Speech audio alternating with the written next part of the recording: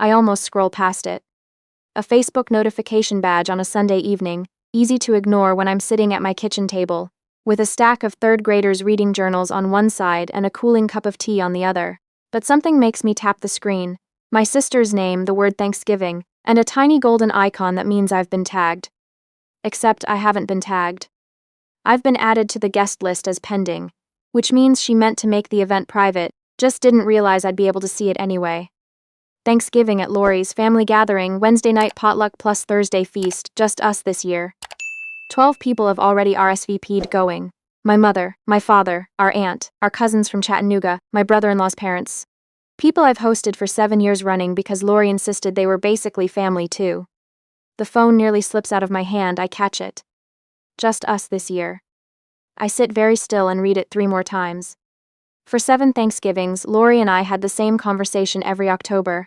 She'd send me some version of "so we're doing it at yours again, right?" And I'd say yes, and then spend the next 6 weeks doing everything that yes actually meant.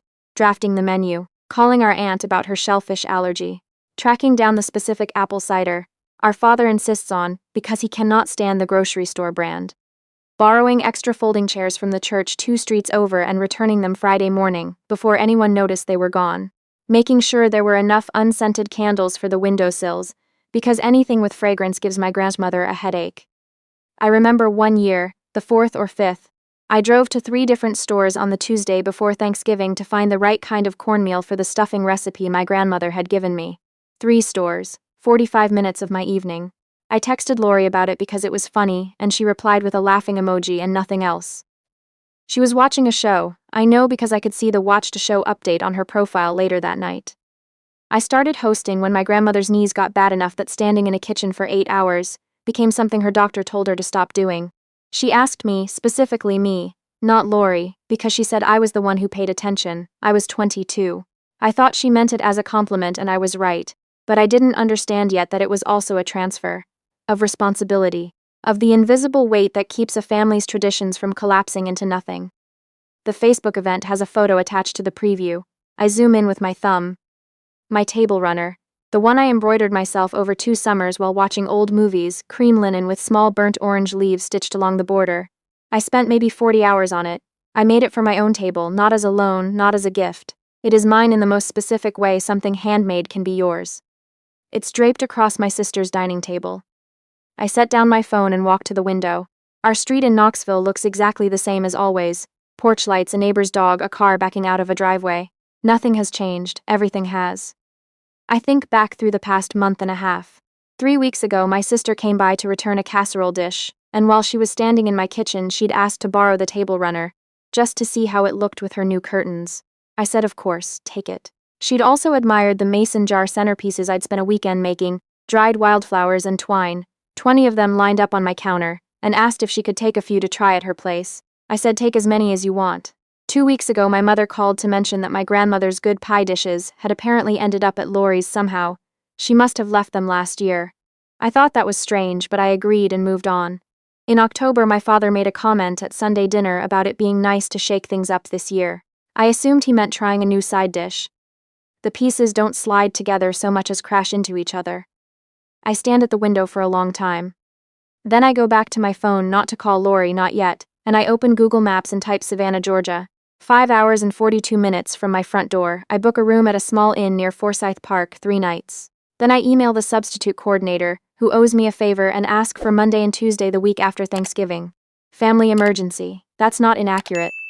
Then I call Lori. Voicemail. I call my mother. She picks up on the second ring, but her voice is careful, clipped, too quick to say, "Oh honey, I've been meaning to call." And when I ask directly, "Mom, did you know they changed Thanksgiving to Lori's?"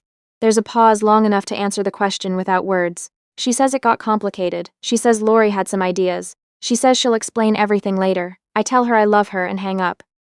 That is the moment I stop being sad and start being clear. I pack a bag that night. Not the practical duffel I take to school professional development weekends. The good leather weekender I bought for a trip to New Orleans 3 years ago. A trip I canceled because my sister needed help planning her wedding that month. I pack the dark green wrap dress I've been waiting for the right occasion to wear. My good earrings, the gold ones shaped like small leaves.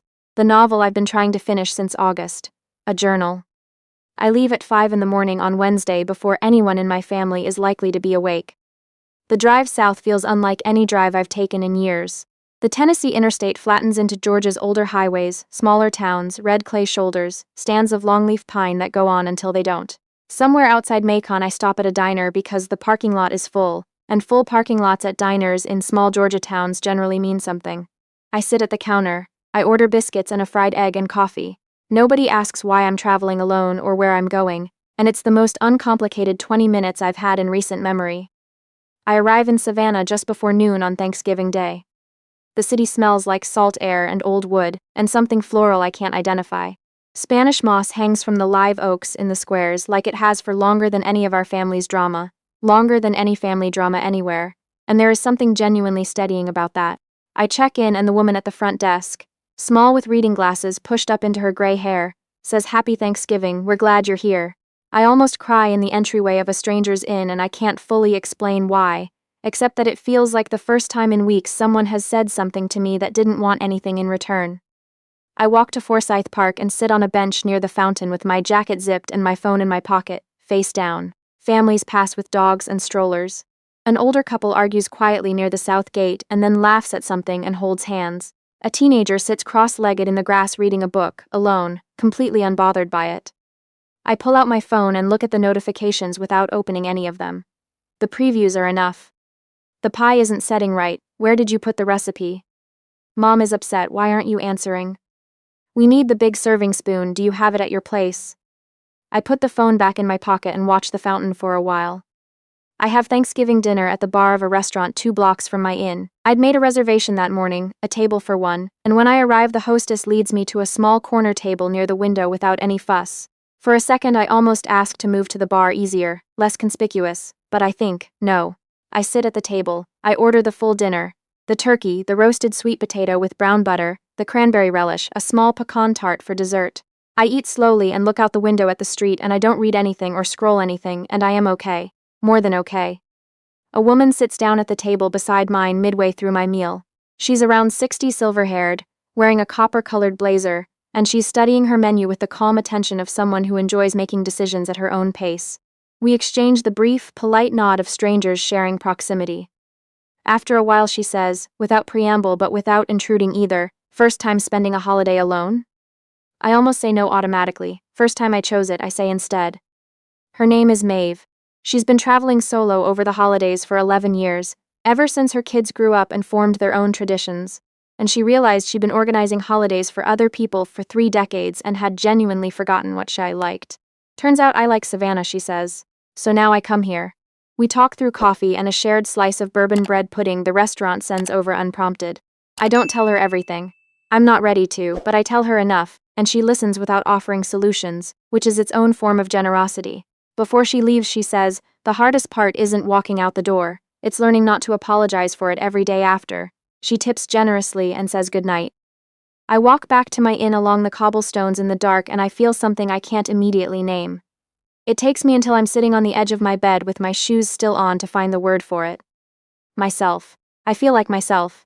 Not the self that gets up at 5 to brine a turkey. Not the self who sends 3 reminder texts about arrival times. The self who became a teacher because she loved the particular quiet of a classroom before the kids arrived. The self who embroidered 40 hours of her life into a table runner, not because anyone asked her to, but because she wanted something beautiful that was entirely hers. My phone lights up from the nightstand, my grandmother. I answer on the first ring. She tells me she didn't know until 10 days ago, that my sister came to her with the plan in September, but told her she'd already spoken to me about it. She believed her. She says I know how Lori presents things in a voice that's tired rather than accusatory. And she's ashamed she didn't push harder. She tried calling me the week before Thanksgiving. I was in the middle of parent-teacher conferences, and missed it and didn't call back, which is its own small lesson about what I'd let myself become, always too busy managing everyone else's calendar to notice things slipping past mine. She tells me she didn't go to Lori's that night. She sat in her apartment and watched a documentary and ate leftover soup. You've always been the one who holds everything together, she says. It's long past time someone let you just be. We stay on the phone for almost an hour. She tells me about a time in 1974 when she left her own mother's Christmas gathering early, and drove to a lake 2 towns away and sat in her car watching the water until she felt like a person again. The women in this family, she says, we keep the peace until we can't, and then we go find some water. I laugh for the first time in days, surprised by it, the realness of it. Before she hangs up, she asks where I'm staying. I give her the address of the inn. Good, she says, I'm sending you something. I spend my second morning in Savannah at a pottery studio on Bull Street. The instructor, a woman with clay-dusted forearms and a shaved head, and the calm of someone who has made thousands of imperfect things, teaches me how to center a lump of clay on a wheel. I fail at it spectacularly and repeatedly. I laugh at myself in a way that is not self-deprecating but just honest, because it's genuinely funny to be this bad at something. The woman at the wheel beside me has her tongue between her teeth in concentration and doesn't look up much. And we work in the quiet comfort of people sharing an activity they're both beginners at. Afterward, I buy a sandwich from a shop around the corner and sit in one of the small squares and read for an hour. Just read. Nobody needs anything from me. It is almost aggressively pleasant. The family messages have slowed by now. The Thanksgiving disaster has apparently resolved itself into the particular exhausted quiet of a holiday that didn't go the way anyone planned. My mother has texted twice, both times some version of I know you need space, I love you. My father sent one message. We messed up. Talk when you're ready. My brother-in-law sent, hey, sorry if you felt left out, hope you're okay. I read that one twice, put my phone in my bag. My third morning, a small package arrives at the inn. Overnight shipping, my grandmother's handwriting on the label. Inside, wrapped in a piece of old flannel I recognize from her linen closet, is her recipe card for sweet potato pie. The original in her handwriting on an index card gone soft at the corners from decades of handling. Underneath it, a note on her personal stationery. I'm giving you this because you're the only one who ever made it the way I taught you. This recipe doesn't belong at anyone else's table, and neither do you, unless you choose to be there. I love you. Come see me when you're home. I sit with the card and the note for a long time before I pack my bag and check out. I drive home the next morning. Tennessee hills replace Georgia pines, and I feel the particular feeling of returning from a trip that mattered. Not reluctant exactly, but conscious of what I'm carrying back with me, which is different from what I brought. My family comes the day after I return. My mother texted asking if they could, and I said yes, come in the afternoon. I spent the morning doing ordinary things, laundry, grocery list, watering the plant I'd asked my neighbor to watch, and felt doing those things more grounded than I had in weeks.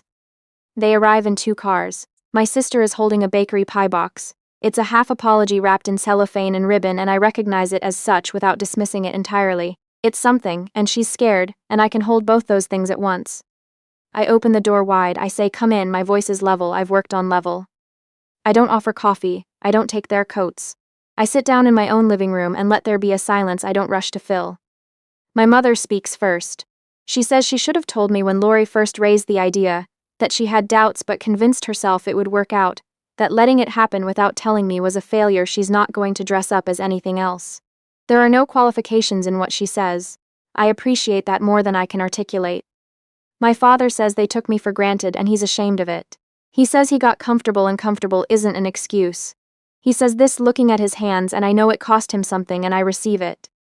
My sister says she thought I was burned out. That she was trying to take something off my plate, that she didn't realize. And here she pauses and I can see her working to say the next part honestly. She didn't realize how much went into it, or that she should have asked me what I wanted instead of deciding for me. She cries somewhere in the middle of this. I don't hand her a tissue or tell her it's okay, I let her finish. Taking my things without asking wasn't a favor, I tell her. Borrowing the table runner and the centerpieces and grandma's pie dishes under other pretenses. That was deception. I'm not interested in relitigating it, but I need you to call it what it was. She nods, her face does something complicated and real. My brother-in-law is sitting in the chair nearest the door, slightly separate from the rest of us the way he tends to sit at family things when emotions are running. When my sister finishes, he says, I know it got handled badly, but Lori genuinely thought you needed a break. A slight shrug. Maybe there was some miscommunication. I look at him for a moment. If you ever want to understand what actually happened here, I say, I'm willing to have that conversation. But I'm not going to have it today. He nods once, doesn't say anything else. I tell them what I need going forward, to be asked, not assumed. To have my things returned when borrowed without pretense about why they're being borrowed. To be included in decisions about family gatherings, not routed around. And if I host again, I'll host because I choose to, and when I do, I'll need people to arrive when they say they will, to help clean up without being asked, and to stop treating my kitchen like a catered event they didn't have to book. Nobody argues. My mother holds on longer than usual at the door. My father squeezes my shoulder. My sister starts to say something and stops and just nods. My brother-in-law gives me a brief, perfunctory hug that communicates respect without warmth, and I close the door and stand in my hallway and let myself feel the full weight of what just happened. I'm not apologizing. I'm not calling anyone back to smooth it over. I'm standing in my own hallway on a Tuesday afternoon in November and I'm fine. A few weeks later, another package from my grandmother. The family recipe binder, the old 3-ring one with the plastic cover that's lived on her kitchen shelf my entire life. Every recipe on indexed cards, slipped into plastic sleeves, handwritten in different inks by different women across 3 generations. On the inside cover, in her neat, deliberate hand, "You keep this, you're the one who actually uses it." I put it on my kitchen shelf where I can see it when I cook. By February, my sister and I have had 2 real conversations, not performances of reconciliation, but actual conversations where she asks questions and stays with the answers. She tells me she signed up for a cooking class. She doesn't say it like she expects a response. She just says it, like something she's doing for herself, and I hear in that something shifting. My brother-in-law and I are cordial. Politely, genuinely cordial, which is its own kind of progress even if it isn't warmth. I've let go of needing him to arrive at understanding on my timeline. Some people get there slowly, some people don't. I can't manage that for him. The following November, my sister hosts Thanksgiving. She starts planning in October and calls me, not texts, calls, to ask if I'll come and what I'd like to bring. I tell her I'll bring my grandmother's sweet potato pie, the one from the original index card. She says that sounds perfect. I arrive at her house on Thanksgiving afternoon with the pie still warm from my oven. My table runner is back on my own dining table at home where it belongs. My sister has her own tablecloth now, a deep burgundy linen she found at a craft fair, and her table looks different from mine, which is right. It should look like hers. My grandmother sits to my right. Before grace, she reaches over and pats my hand once, says nothing, just pats it. My father helps clear the salad plates without being asked. My mother lets someone else pour the wine. My sister carries the turkey out looking exhausted in the particular way that means she finally understands. My cousin says something at the table that goes sideways, and there's 20 minutes of mild tension nobody fully resolves. My brother-in-law leaves before dessert with a vague goodbye, and I notice it and let it go. After everyone else has filtered out, my sister and I do the dishes together. We stand at our kitchen sink the way we used to stand at our grandmother's sink as kids, passing things back and forth, in easy silence. She says quietly, "I didn't know how much I didn't know." I say I know. She says I'm going to do better. I say I believe you. On the drive home, I stop for gas and stand outside for a minute in the November cold, looking up at the dark. The roads are almost empty the way they get on holiday nights. I think about the Sunday evening a year ago, the notification I almost scrolled past, the table runner in my sister's Facebook photo, the drive south before sunrise. I think about Maeve in her copper blazer. The hardest part isn't walking out the door, it's learning not to apologize for it every day after. Choosing yourself isn't a single dramatic moment that fixes everything. It's the conversation you have when you could have stayed quiet. It's the trip you take when you could have just stayed miserable and useful. It's the clear, calm, unapologetic boundary you name out loud, not once but every time it needs to be named, because every time is the practice. I get back in the car and drive home to my own table, in my own house, with the recipe binder on my shelf and the embroidered runner where it belongs.